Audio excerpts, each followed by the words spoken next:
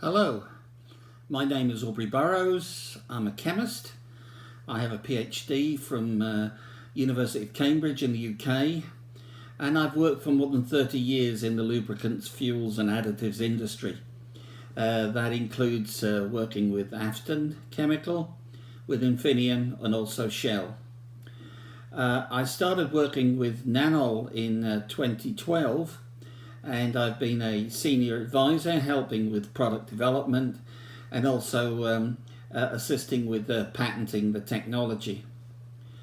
It's my pleasure today to give you an overview of the work done by Miller's Oils in the UK with the Nanol additive. First, I must apologise for the difficulties we had with the webinar yesterday, and I hope that this video will be helpful. Also, we had hoped that the former technical director at Miller's Oils, Martin Mann, would have been able to have made this presentation, but unfortunately he's ill, so I've stepped in to give you the presentation today. First, let me overview the relationship that Nanol's had with Miller's and what Miller's has done in broad scope with Nanol. Miller's, as you may know, is a globally recognised independent lubricant blender and marketer, and it's particularly well known for its market-leading advanced oils. Nanol formed a strategic partnership with Miller's Oils in 2014, and as part of that relationship, Miller's carried out an independent and comprehensive evaluation of Nanol in a number of their tests. The results we were very pleased with. They confirmed that Nanol was the best additive in terms of friction reduction and wear performance that Miller's had seen. Miller's also did some work in racing vehicles and showed that the torque and power output when Nanol's added to the oil is significantly improved. And to quote Miller's, in terms of their evaluation and results, they said that the performance of Nanol was impressive because it gave a 20% reduction in friction. This was even at low temperatures, and it was maintained on the long-term basis. So Miller's was very, very pleased with the outcome of their test results. I'd now like to give you a little bit of an insight into the testing that Miller's did.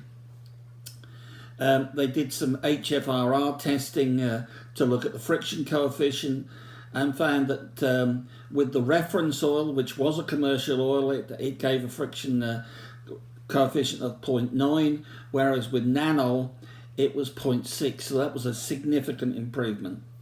In terms of wear performance, they looked at the wear scar from the HFRR test and found that with the reference oil and no Nanol, the wear scar had a diameter of 213 micrometers, whereas with Nanol it was significantly reduced to 190 micrometers.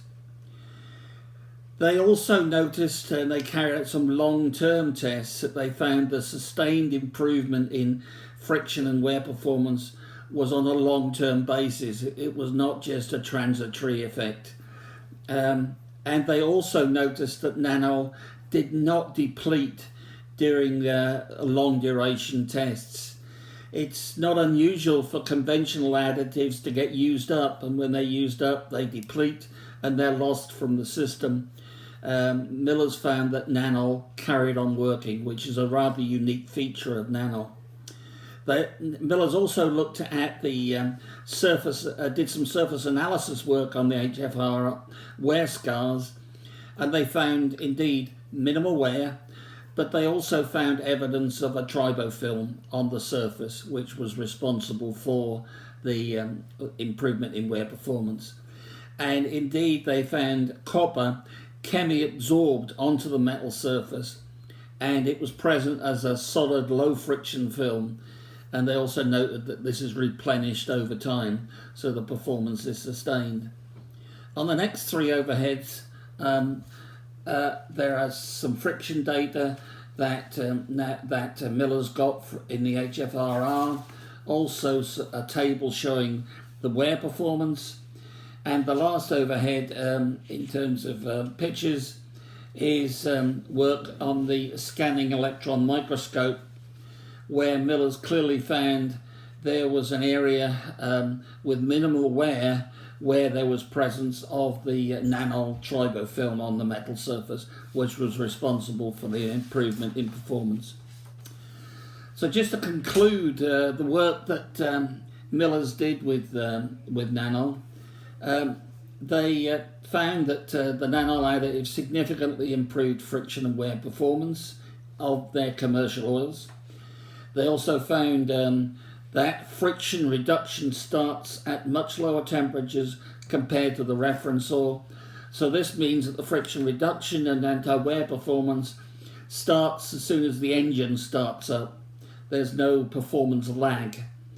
The superior performance was also maintained in extended tests at elevated temperatures.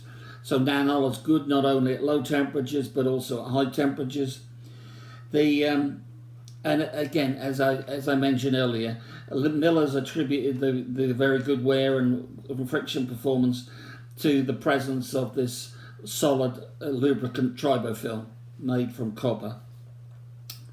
And in terms of the outlook with Nanol, what Miller's saw was quite clearly the lower friction obtained with Nanol has the potential to improve fuel efficiency and reduced emissions, which they found very positive because it's part of very exciting environmental performance claims. They also were of the opinion that the improved wear performance enables reduced maintenance costs because lower wear, and also the potential to extend oil drains. And as a result of all of this work, Miller's used Nanol to formulate a new differentiated high-performance motorsport oil, which is now in the market. So thank you for listening. If you have any questions, please don't hesitate to contact me or contact Tanya, and we will be happy to answer those questions. Thank you. Bye-bye.